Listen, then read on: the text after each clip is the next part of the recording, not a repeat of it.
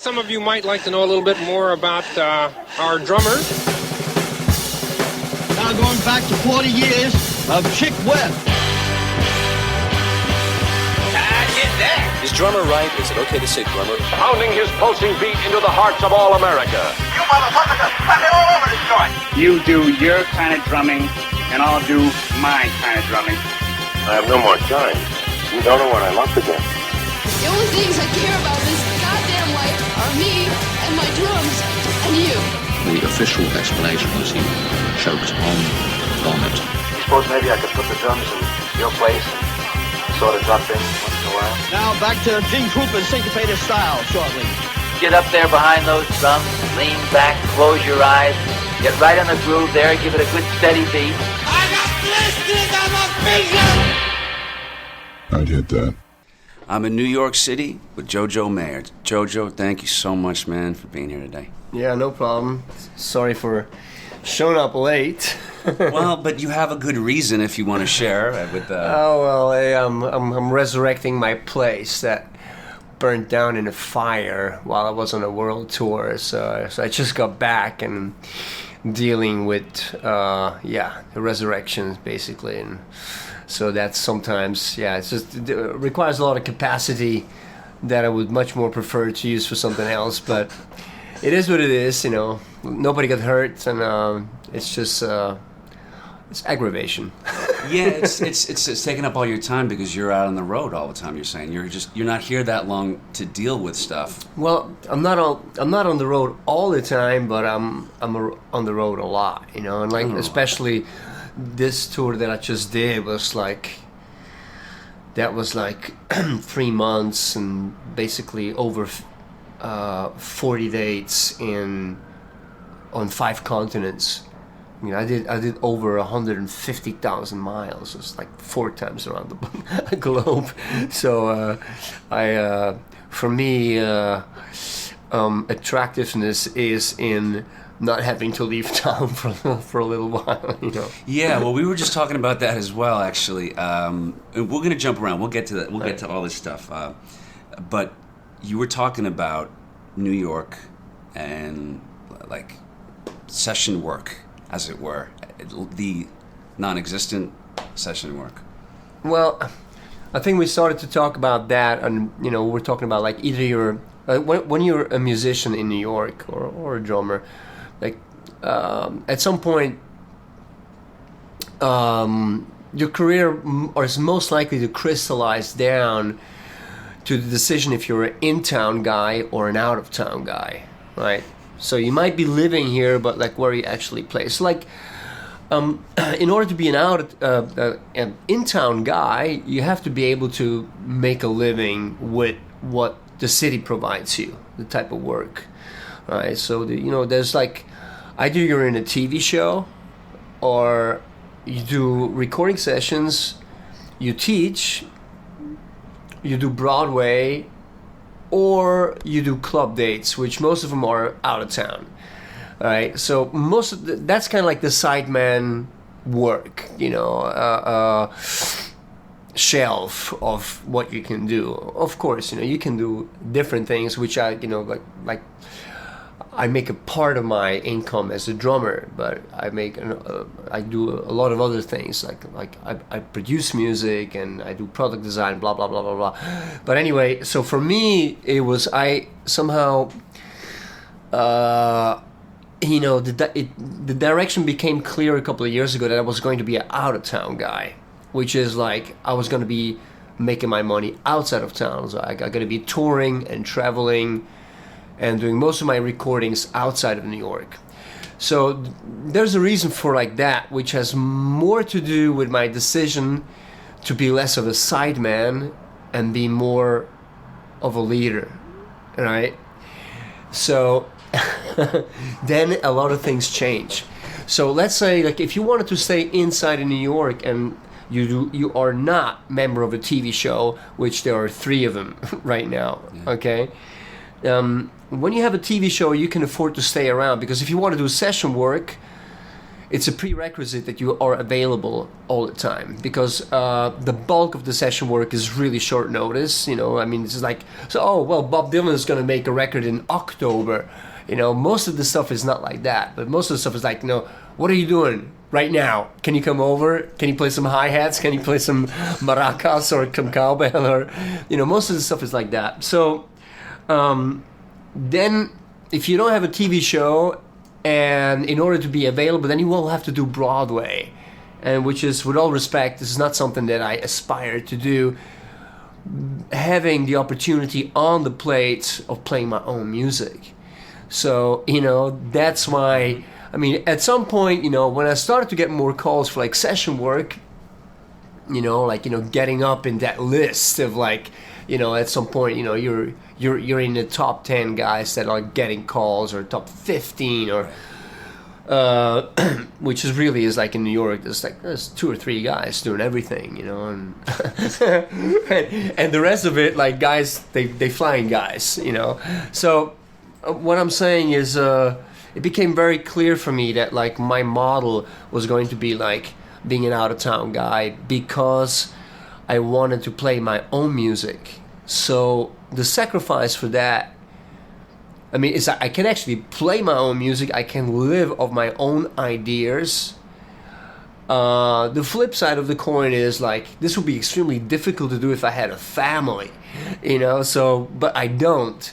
So traveling is the payoff. Fortunately, I really love traveling. However, sometimes it's just a little bit too much, you know. So the time that I spend in New York, I'm able to actually write music and work on, and, you know, go to the studio to record stuff with my own band. So this is kind of like a very different model than what you would say like the professional drummer does, you know, like of being, you know, waiting for people to call him to play drums, you know, like I don't really have to do this anymore. Yeah. You live here. I kind of live here, yeah. I kind of live here, but I don't do Broadway, and I don't teach, and therefore I play. I mean, I play recording sessions, you know. But, you know, there was a time where I would be in the studio 3 or 4 times a week. You know, now I'm in the studio 3 or 4 times a month. You know, so this is because the music business, as we know it, that's some 20th century shit. You know, that's like people who are talking about the change of the music industry are delusional, because it's over. Basically, I know that it is over, and I would say, I'll be curious that with the music that plays on the radio, like Lady Gaga or the Foo Fighters, or like, you know, whatever it is enough to subsidize the major labels. I believe that without the back catalog that they own, they will close the shop tomorrow. So basically, you know, it's a little bit of like an illusion to talk about the music industry. It's sort of a bubble, as what you're almost saying. Like, the value is, everything's, you know, overvalued, you know stock what it prices. is, you know. I mean, you know how much music. I mean, there's always creative people, but you know how much music which has been created in the past 10, 15 years is going to be relevant in 50 years from now, like the Beatles or James Brown or Hendrix is going to be relevant, you know. Yeah. So this is an indication of like the health of this business. It's not very good. You know? But it's like you were saying, there are still these tangible places that you know you can make a living, like you said, on the road, doing shows, live work. Well, I guess if you want to do recordings, you should probably move to Nashville.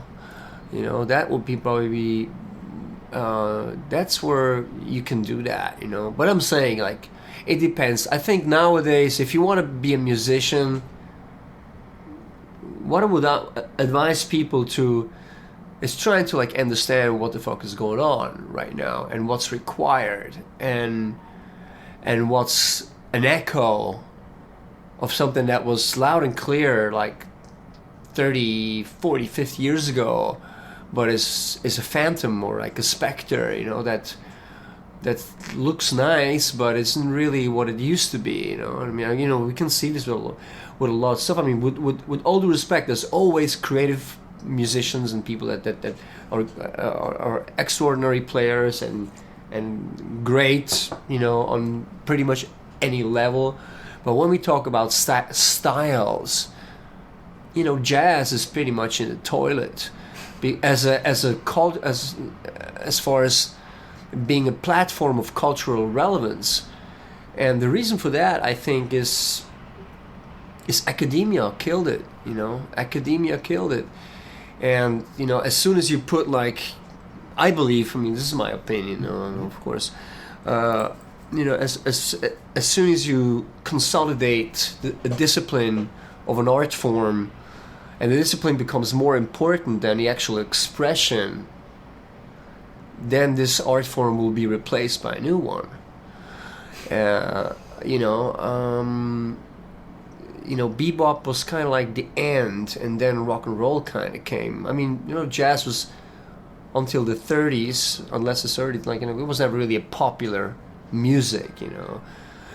And the thing that killed rock and roll is that the key element of rock and roll, which I believe is dissent with authority and rebellion, has been taken out of the equation. So rock and roll today is surface reproduction. You know, it's people know exactly which scarf Keith Richards wore on that picture. You know, people dressed like Robert Plant or whatever. You know, like CBGB's, which was a landmark music club in New York City, closed down because they could not afford the rent anymore. And its place is the John Varvatos flagship store that furnishes the place like CBGB's used to look, and they sell jackets like the Ramones used to wear them for $2,500 a piece.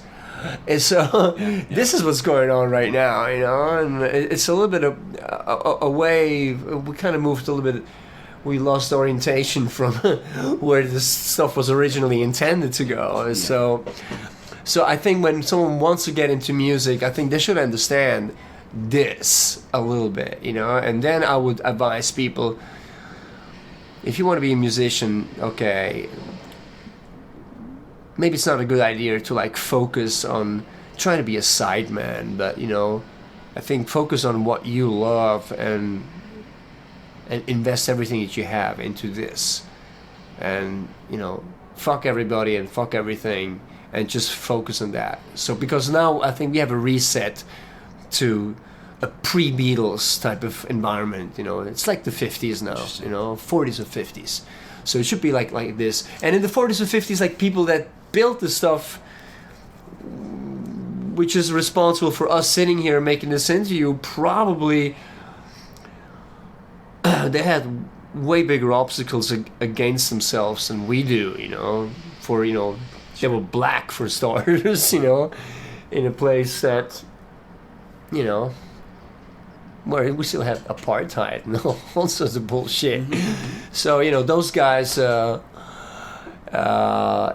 you know, it was much more difficult for them, and yet, you know, they created this. So we have an interesting time right now. So I think we need artists to are able to comment on that, you know, and I think that will create interesting things in the future, you know. Mm-hmm. But when you first got here, what year was that, by the way, when you first... 25,000 years ago. Yeah. I think I came here in 90, yeah. Well, let's put yourself back there for a minute. When you got here, and I'm sure you had a vision in mind of what New York City was going to be for you anyway, what you expected via cinema, right, and all that. It's like, that's how it works. And then you come... I mean, weren't you probably very, let down or disappointed or what? Oh, no. Okay. Well, first of all, okay, you must understand that I came to New York with somewhat of like a European idea of New York or America, you know. Now, my dad is a jazz musician, so like, you know, I grew up with American music. I did not, you know, that's what I listened to. I didn't grow up with the music that I was listening to in Switzerland. I mean, I heard that, but I grew up, you know, with a wide range of like music, going from, you know, the Beatles to Charlie Parker to Oscar Peterson, Frank Sinatra, you know, and classical music and Latin and James Brown and Janis Joplin, you know, all the music of like the 60s. However, I came here, of course I was totally hot-headed, but I still have a very diversified interest in music. You know, I was totally into hip hop. I mean, I'm like at that point I was a wild style b-boy, you know, kind of like I was totally into that, you know,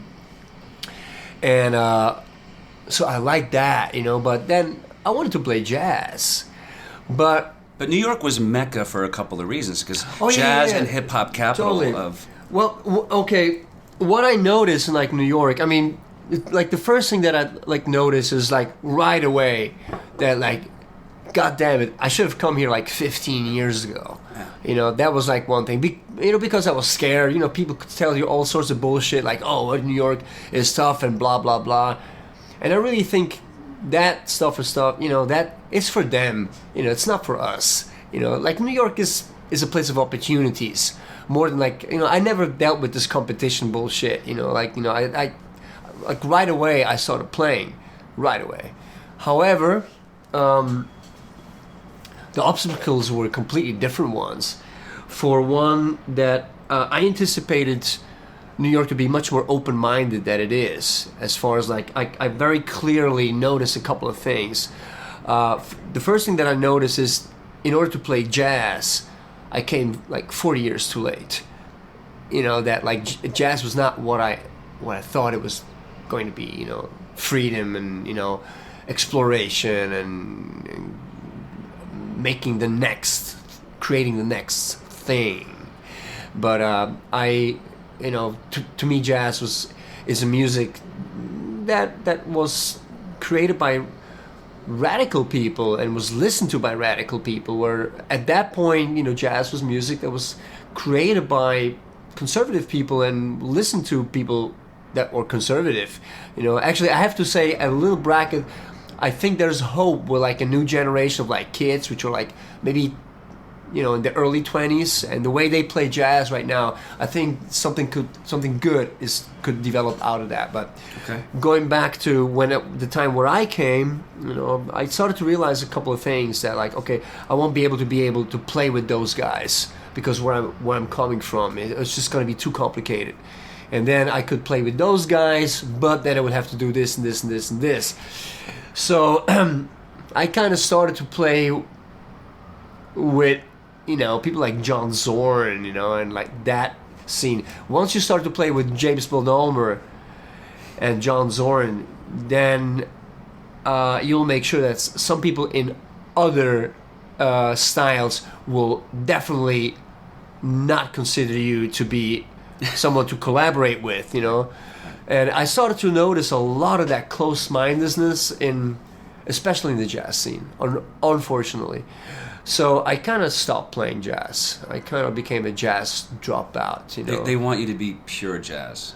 Yeah. Well, I did a little bit of like fusion stuff, and I had a band with David Fujinsky called the Screaming Hellish Horses, and I tried a couple of different things, but that kind of went more into this like black rock thing, you know. I started to do stuff with Vernon, and I played with Michel Ndegocello for about 3 years, so that kind of changed everything a little bit, you know. And a couple of years, maybe 5-6 years after being in New York, I kind of had a paradigm shift, you know, because I started to understand, like, okay,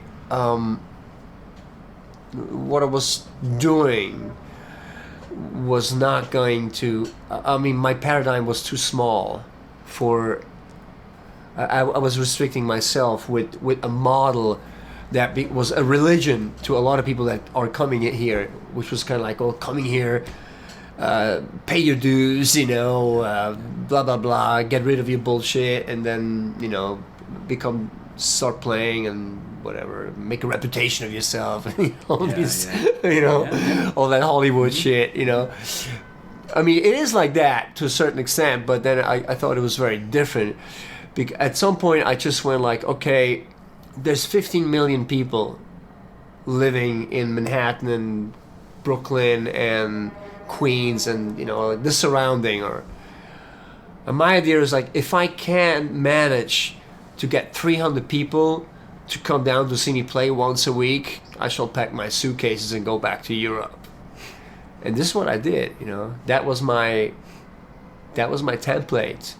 And in the process, I became many things other than a drummer. I became a nightlife promoter. And I had to create a platform for me. Because when I started to play all this electronic inspired music, which is European culture, not American one. I mean, there's Detroit had always things, and there's a couple of places like New York, but New York has never really been one of those places of intelligent dance music. I mean, there's aficionados here, but at the core, it's not happening.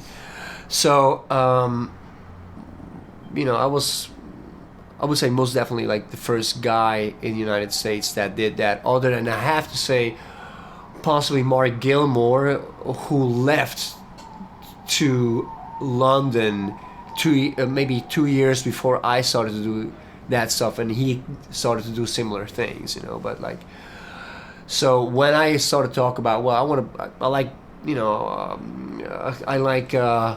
Photech, and I like Jungle, and I like the Chemical Brothers, and it's what I want to sound like live. As nobody understood it, like the music clubs were like, ew, electronic music, I don't think so, and the electronic places were, well, live music, why? So I had to create my own place and my own platform to do that, and that's what I did, So that kind of shifted my paradigm really from being a drummer to maybe being more of a entity that people can address if they needed something. Yeah. Well, a couple of questions about all this. I mean, first of all, was it a conscious choice? I mean, where you went to Shed to do that, where you said one day, that's what I'm going to do? Was that part of that paradigm shift? Well, if you make a choice, it's always conscious, I guess, but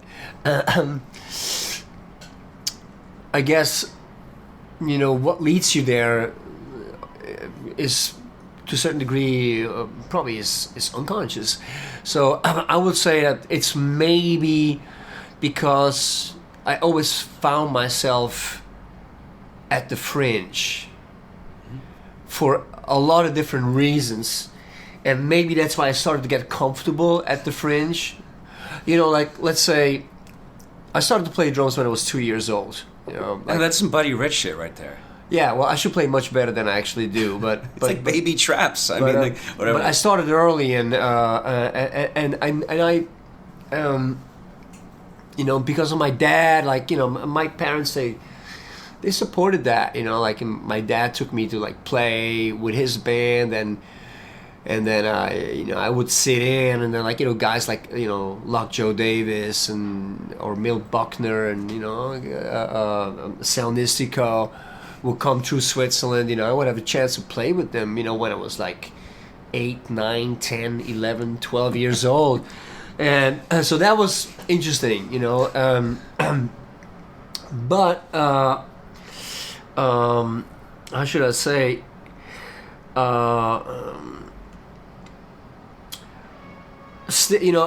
I was a freakish phenomena. I was a freakish phenomena.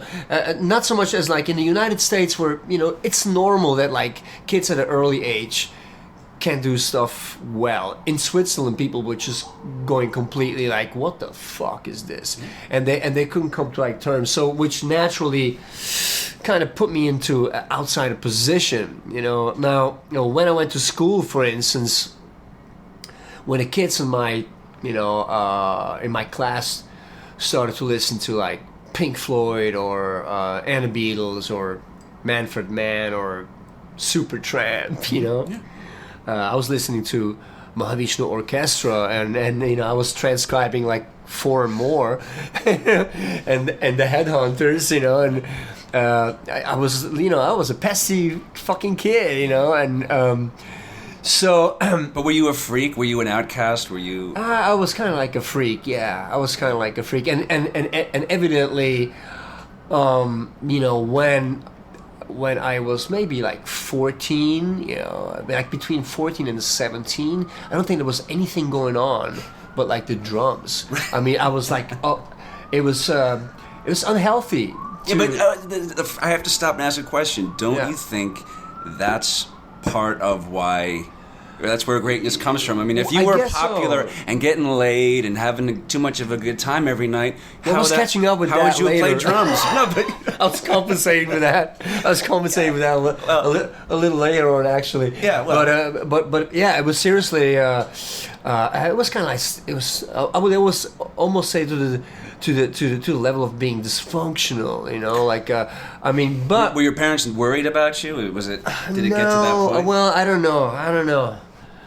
I mean, but then when I was 17, well, at least like let's say chops wise, because there was some other shit that I just didn't know quite then, but chops wise, like there was nobody, in Switzerland or Germany or Austria who like could show me anything. So yeah. So that is also difficult, when you're at that age and you don't have someone that, puts the authority onto you in order to like go like, okay, this is what you got to do with this, right? So, but anyway, then when I was 18, I got the gig with Monty Alexander, and then I started, because I like when American, like a lot of the jazz guys, when they came over to Europe, like they already, or Switzerland, they knew about me, and so I got hired by those guys when they put bands together.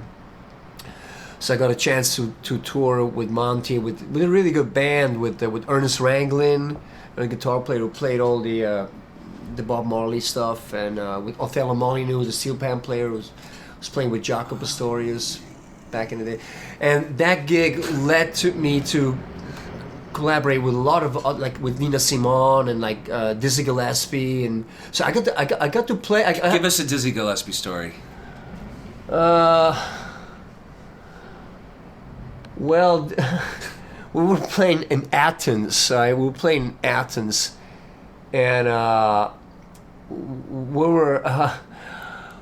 And like the Greek and the Turkish, they don't get along too well, I mean, he pretty much did nothing else but like crack Turkish Greek jokes, in between the tunes. He didn't really announce anyone in the band or the tunes. He just cracked Turkish jokes and Turk jokes, and also.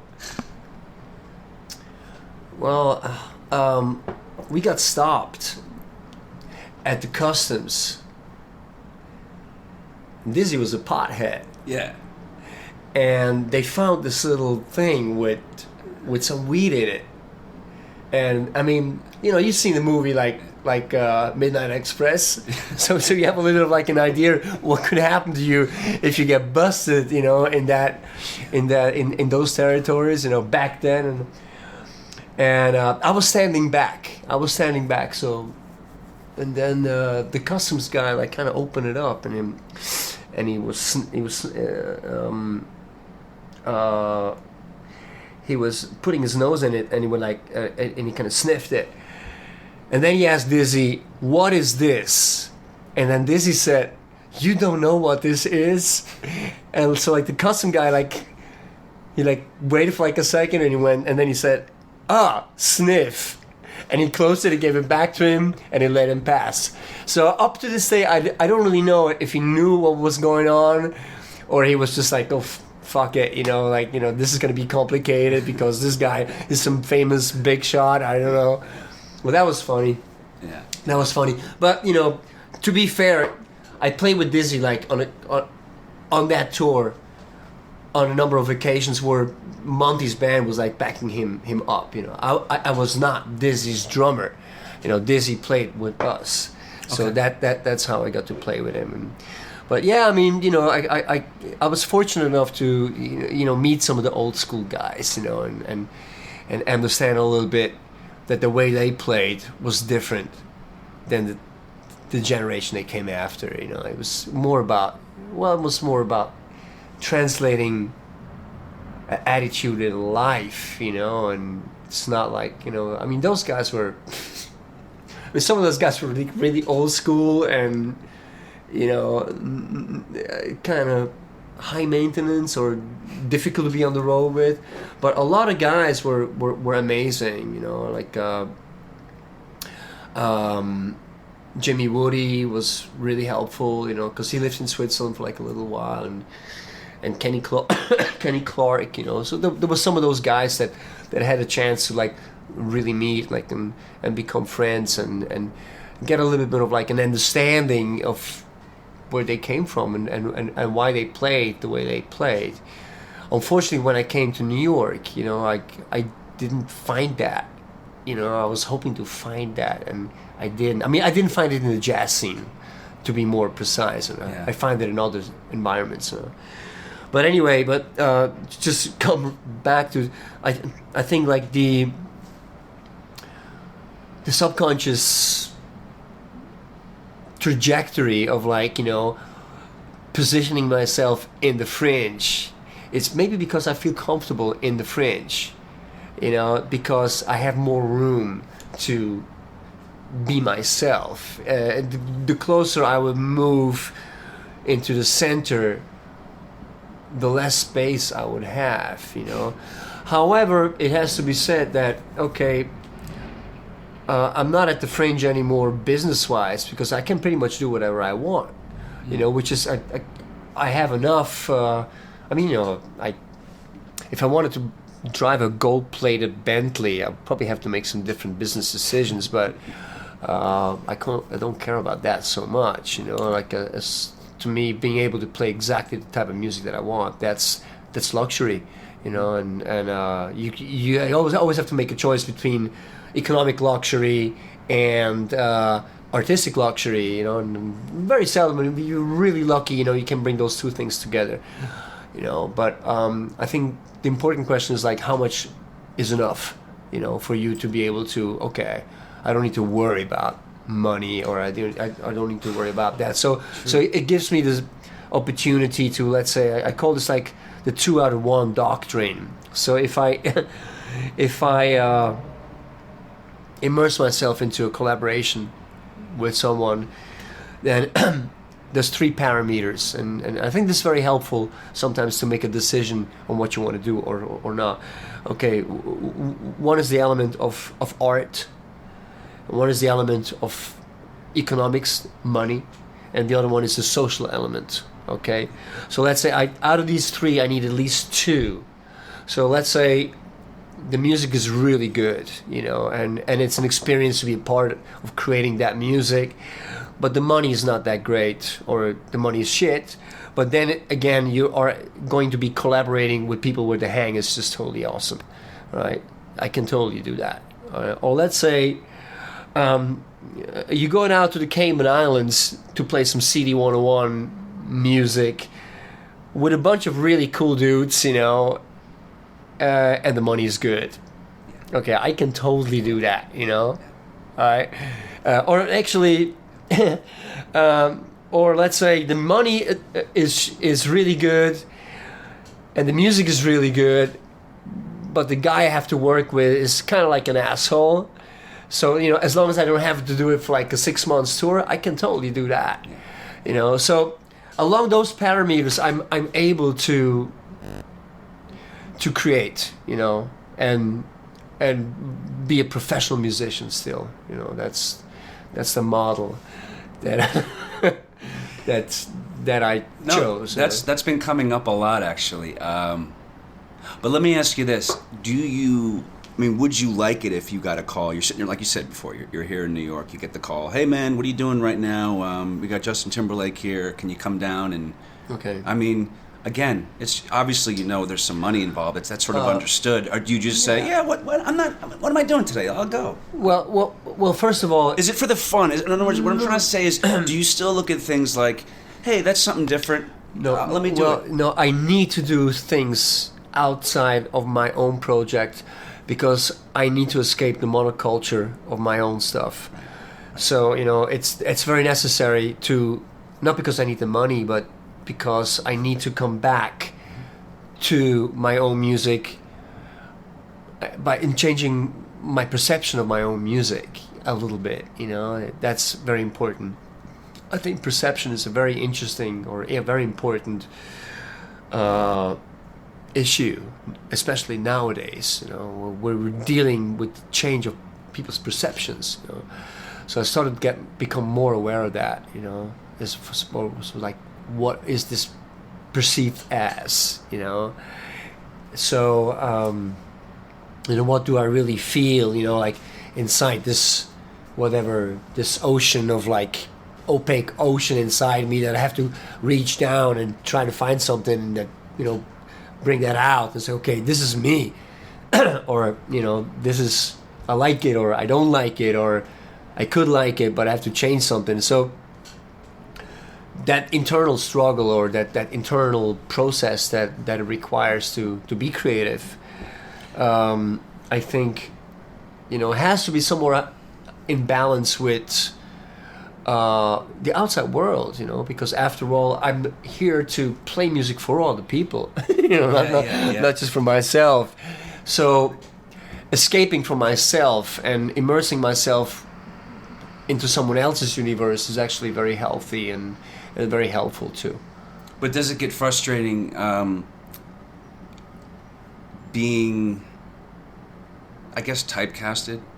I mean, which happens to everyone. And in other words, I don't know. I mean, I'm throwing out a name just for the hell of it. Like, would you like to be able to get a call to do something with Tom Petty? That's what I'm trying to get at. Like, you know what I mean? Something that JoJo Mayer is just not known for. No. Like, does that get frustrating? No. I mean, Tom Petty, absolutely, what he does is of the highest quality. And I aspire to that.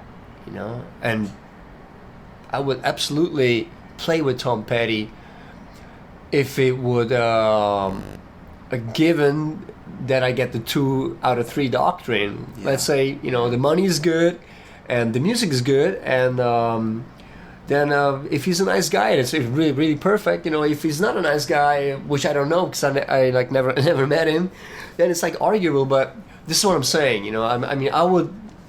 But do you want to do that kind of thing? Do you ever think that to yourself? Like, there's something I don't get enough. I don't get asked to do enough. As far as music goes? Yeah, just like any style. I picked Tom Petty, but it could be anything. It could be aspiring to an existing gig. That's what you're saying, right? Or just at least getting a shot. Like, really, you know what?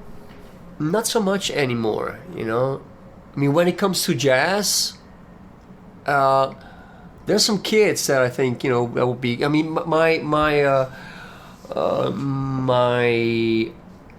orientation goes downwards, not upwards. You know what I'm saying? Like, I'm trying to find kids that are talented that I can collaborate with. It's much more important than I want to invest into the future, not into the past. However, of course, if I would get the opportunity to play, let's say, with Wayne Shorter, of course I would do it, because, well, I don't need to explain why.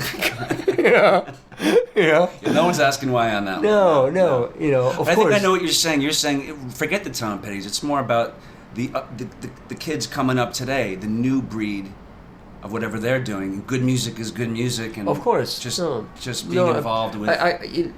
That's what I'm saying. You know, like I'm about the future more than I am about the past. You know, but I'm about the future in a respect that I'm seeking out, you know, something or an opportunity to manifest something in the future which is meaningful. You know? I mean, you know, there's a quote. It's one of my favorite quotes about music by Gustav Mahler, and he said, "Don't pray to the ashes, pass down the fire." You know, and I think this is what I would like to do.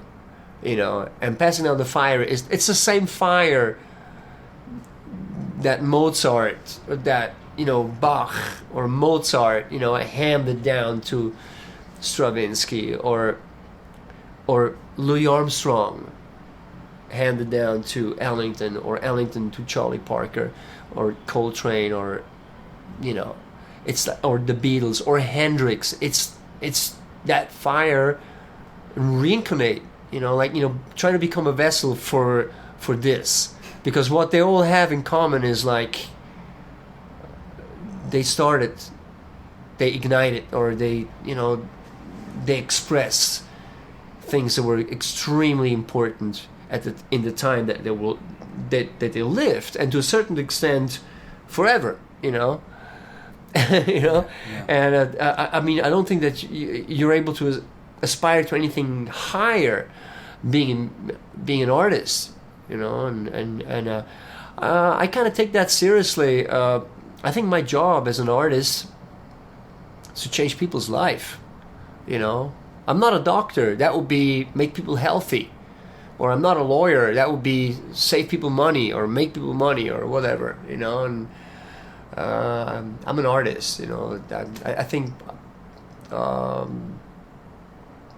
was handed down a talent, or a certain degree of talent, you know. I'm like aware that there's other people out there that are more talented than I am, but I'm pretty happy with what I got, you know. And I think it comes with some sort of like responsibility, you know. And I don't know. This is I don't know, something that I believe in, you know, and therefore I try to share it in a way that benefits my surroundings, and, you know, not so much just promote my whatever idle or vain needs, you know. And just being able to like share more in a more unconditional way, you know, more than like a mother would hand down to a child, not to be a child that needs the love of like the mother. So it's complicated, you know. Mm-hmm. But I see there's like a lot of really talented guys or musicians or artists, and they're like,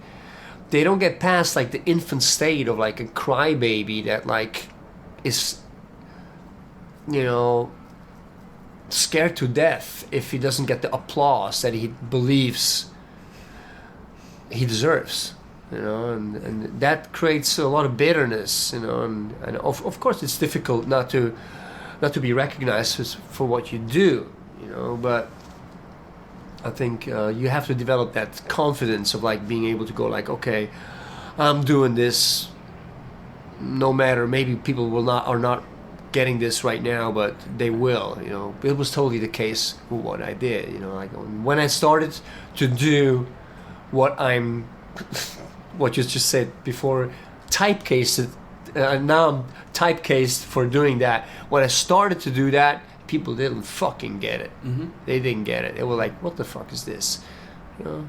But I think, you know, like perhaps people didn't get it when they've heard Charlie Parker for like the first time. I mean, not to put myself on like the same, level, but you know, you know, sometimes it's.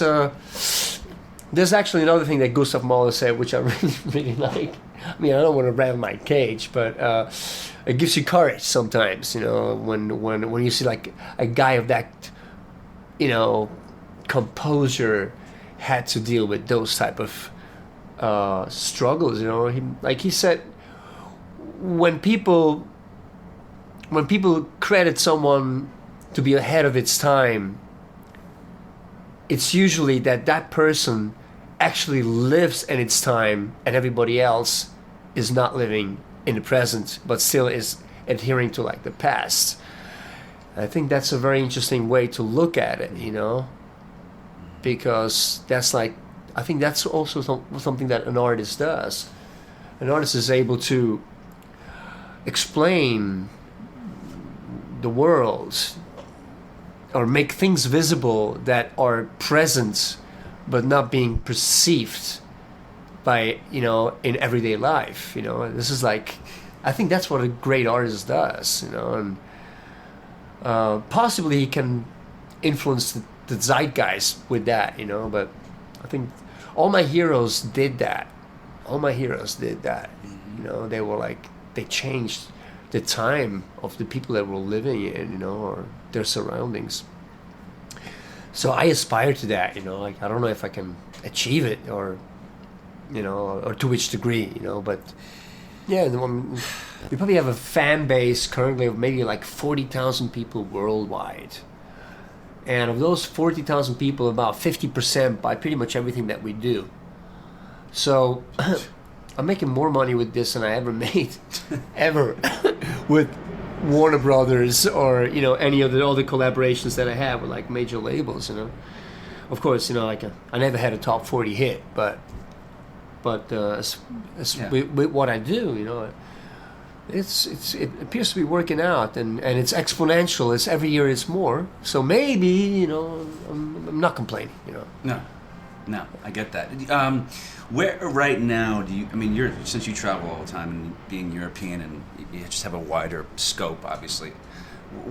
Where right now do you feel is the really cool shit coming out of? Like, well, can you like where in the world do you feel the real, the most original music is coming out of? As far as like we were talking earlier about the electronica stuff, and you were saying it's not New York. No, it's not. Well, it's probably a place that has cheap rents, where people can afford to put their attention in making art, not money. You know, in New York, it's just like that. You know, I mean, like the whole art scene in New York is predominantly fueled by rich people, you know, and rich kids. You know, it's like,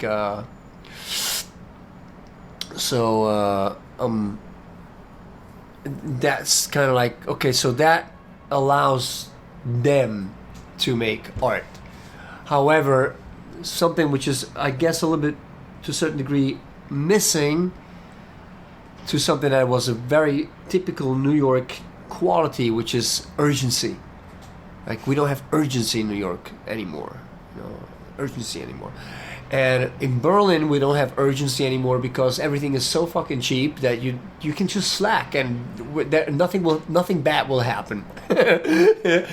London, I don't know. You know, London is just it's a different animal. So perhaps, you know, like the time of like the big metropolitan eras, maybe in the Western metropolitan eras, might be coming to an end. I mean, although I have to say, I think in LA right now, there's more cutting edge music being produced than New York City right now that I'm aware of. Okay, but however, you know, this is like, you know, we're talking March 7th, you know, 2013, and in 3 months this could be different again.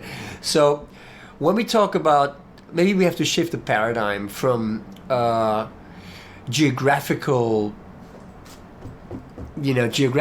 aspects of like Europe, America, West Coast, East Coast, North, South, East, West.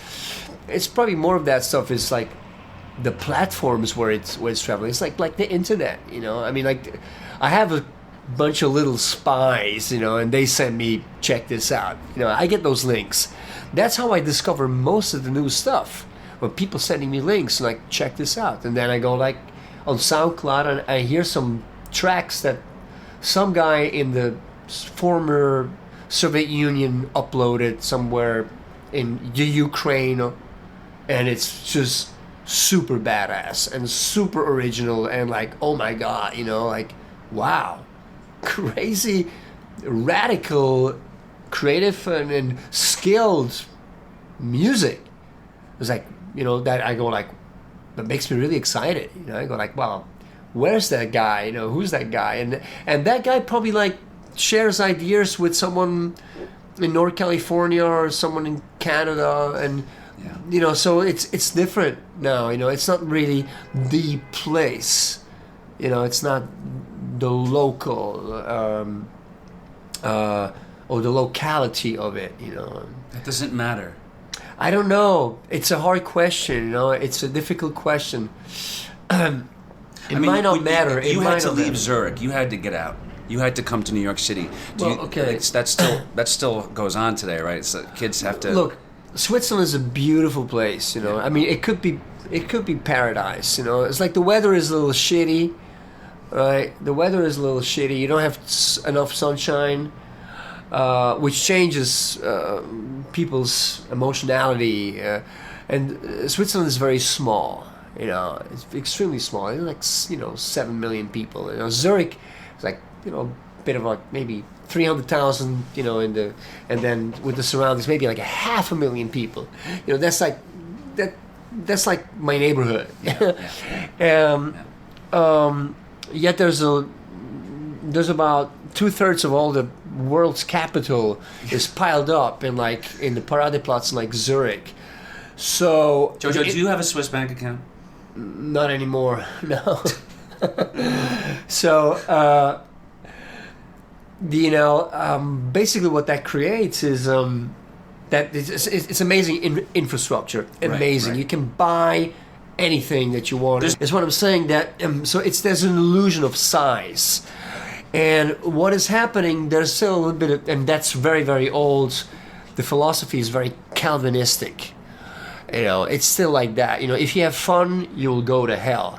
And people are just for no reasons very, how should I say, they're somehow like aware that there's not enough space. So it's just the outside limitations are just too small. And for me, in order to be a musician, being able to make a living at the fringe, I had to change platforms. I had to come to a place where I had the potential to reach millions of people, with something that was not in the mainstream. If I would have stayed in Switzerland, I would probably, open up a jingle house and do something like that. Make jingles or music for television, or maybe produce some singer-songwriters every once in a while, and play play a jazz gig here and there. But that would be the model. So I probably would have not really created my own voice. Would you like to live there again one day? Do you see like old man JoJo retiring back to? Well, I have a place there, So, and this is kind of like I will always have a place in New York. Maybe sometimes I need to chill out a little bit more. Yeah. It's a lot of traveling. Yeah, well, and any jet lag tips? Any? Well, like a couple of days ago, I was actually with this conversation with like another friend of mine who's also traveling a lot, and there's like the model of like jet lag. For every hour of time difference, it takes about an hour to adjust. Okay, so like Europe is, London, or it's like 5, 6, or 7 hours time difference. So when you come back, it takes you about a week to like adjust. Oh, an hour, a day, an hour. Yeah, exactly. Yeah. So I did the math yesterday, and I came to terms that every year I'm suffering about 140 days of jet lag. That's like a chronic illness, Yeah. However, the best remedy that I have for it is to ignore it. Just ignore jet lag. Like back in the days, I used to fly over to Europe a day early to kind of relax. I don't do this anymore. I want to arrive and go to sound check and go to work and occupy my mind, because the cultural input has a lot to do with it. For some reason, I'm never jet lagged when I go to Japan, when I arrive in Japan, because there's always a million things for me to do. Coming back home is like, that's when it really hits me, and it's horrible. So because I have my, familiar surroundings, and against that, jet lag becomes a major attraction. So I think to ignore it is really good. And learning how to sleep on a plane is another one, which is really easy for me. I mean, I just have to literally have this reflex, and if I just sit down and smell the air inside a plane, it just knocks me out. So usually I wake up 20 minutes before we land. Yeah. I did want to ask you. Yeah. Is there anyone that you see right now, as far as these kids today coming up? Are there people that you see that you're just like, holy shit? Well, they're not kids anymore, but I mean, it's nice sometimes to see guys that were like, snooping around my club when I started to do my stuff, and now they have their own stuff, and they're awesome players, like Mark Giuliano, for instance. So I can see some DNA, totally. And I know, okay, and I'm really proud of like Mark, he's awesome. And there's a lot of guys, there's guys who started similar ideas around the same time as I did. Might be a little bit younger, DeAnthony Park. DeAnthony is definitely, he's an important guy, or Chris Dave. That's really like, people who have the courage to say fuck it, this is the way I feel it, this is how I'm gonna express it, that's really fucking necessary. Like, that's like a post music industry attitude, that is good, because the generation that came before me, they kind of fucked it up, Which ones? The guys from the people that grew up. Well, I don't want to say any names, but I'm just saying, the people that came out of Berkeley in like the mid '70s, or we're going back to that scholarly thing that killed. Yeah, well, it's basically Weather Report became was a place that was a band that played really uncompromising, amazing music, and they could feel like Yankee Stadium with it, Yeah. So like the generation that swung themselves into the saddle, they took that for granted. It's like, okay, go to music school, play your ass off, get to New York, get the gig in one of these bands, and then play, pay your dues locally, and then play with this band, and then play with Miles, and once you're done with jazz, then you can play with some of the pop guys, this attitude, and this, I understand where this is coming from, but it didn't give birth to nothing that the next generation could use. It's not like this generation didn't hand something down like Hendrix or Miles handed it down to the next generation, right. And once was, and Jocko, and, like 2 years, or, like when I came to New York, like pretty much right away, like Miles and Jocko died. And I could see how the scene changed. Just totally changed. Because of those two guys went away. Yeah. Yeah, and I could see a lot of guys go like, oh, Miles this, Miles that, and oh, Jocko this, Jocko that, and reminiscing about like, wow, how crazy it was when those guys showed up. It was like, okay, for me, it's time to move on, So I could just see, like, there's nothing yeah, or not enough for me to stay around, you know. So, which kind of goes back to that, some of the things that we'll be talking about today. But I'm seeing some new guys, you know, that have a fresh approach to this, and are, you know, and you know, they have the balls, or I mean, they have the respect, but they also have the fierceness to push them golden cows from the pedestal, you know, and start something new. And I think this is very important. Would you be against music school? I mean, or is it not black and white like that? In other words, if someone's coming to you and say, well, you're like, well, what do you want to do? And he's like, oh, I want to play jazz. I mean, are you first going to even say to him, like, look, man, jazz is fucking dead. Forget jazz. I mean, would you say that? Okay. Well.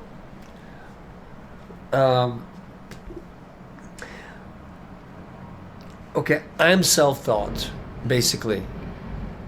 You know, I think I heard more jazz by the time I was like 7 years old that most people hear up until they're like, you know, 25, or if they're interested in that type of music.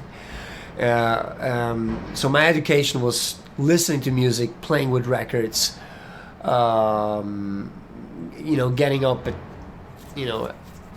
1 o'clock in the morning in my pajamas when my dad had jam sessions with the guys in the band after the gig in the living room, or hanging out, you know. So and my education was the street, really. I mean, I went to music school for a little while and I hated it because I just couldn't, you know, I just didn't really understand what it is that I was doing there. Mainly I know now the reason why I hated it is because I didn't have good teachers that were understanding how to communicate, or how to make me, you know, how to entice me into making an emotional or engage me emotionally into what they do. And I think this is what a teacher has to be able to do, right? Now, I think education is very important, you know, but it depends on, you know, many things are education. Whatever, you know, a divorce can be education, or an accident can be education. Yeah. You know, horrible things can be education, and beautiful things can be education. It's things like, you know, education is acquisition of knowledge. Yeah. You know, so you can't go to school with that to get that, you know, or maybe you cannot go to school. It's like at this point I would leave it to any person, because what I'm seeing right now, the problem that we have in music education, not just in music education but in education in general, is that people are educated for jobs that will no longer exist by the time they graduate. You know, like this time is changing rapidly. So, you know, let's say you go to like a music school where they educate you how to do a studio gig, a studio session. You know, the paradigm is different. You know, I'm not saying this is not useful knowledge, but you know, the reality out there is quite different. You know, so I think I advise people to educate themselves. You know, and however, personally, I haven't been in any of these schools, which, in a way, made it more difficult for me to understand certain things. On the other hand, gave me an opportunity to formulate my own system of understanding how things work, you know. So perhaps, you know, like a couple of years ago I did a DVD tutorial for like hand techniques for like drummers. It's called Secret Weapon for the Modern Drummer, and as from what I'm told, it's still the #1 selling DVD, educational DVD on the market. And I think one of the things that made it successful, other than my intention to do something which is helpful to other people, you know, I mean, this is not like, this video is not about me. It's really about the person that wants to learn technique. And the other thing is also the way I structure this knowledge, which a lot of it was handed down to me, but the way I put it together, that comes of my experience of trial and error to understand this works, this does not work. So I didn't have the possibility to hand down a teaching system or a teaching paradigm that was handed down to me, where the actual content was embedded into the system. This is how you learn this. So I didn't have that. So I could use a fresh approach, which is based on, not so much on dogmatism, and like just don't, but actually in questioning everything to the X degree, and observation and criticism. Like a lot of people say, well, Secret Weapon for the Modern, that's like the Bible for like drum technique, and it's absolutely not. What it is a philosophical essay on the physicality of drumming. That's how I would like people to see it. So it's open source. Like anyone who comes along with criticism, how to improve it is welcome, because this is really what I want to do. I want people to think about it and evolve. So that's how I think that's what learning is. So what is not happening in schools too much, unfortunately, is teaching people how to learn, how to observe, and how to give people the tools of criticism, and being able to give them give them the tools to build a bullshit filter, where they have the ability to go like, wait a minute, this is legitimate and this is not. Unfortunately, I don't see that. So we should change that, because music, after all, is a sonic art. And a lot of people just ask me, what are the three most important drum books that you study? I was like, well, I don't really study with drum books. I mean, I know stick control and syncopation, and that's about it. But I transcribed, I don't know, about 120 records by the time I was 17. That was my school. Like, I listen, and I think this is the important things, like playing and listening is the most important part of education, and listening not just to music, but listening to what people have to say about what you do.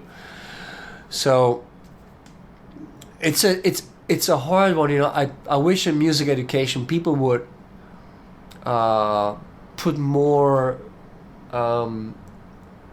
a bit more of a weight to experience music, experience music and approach it from a more childlike way.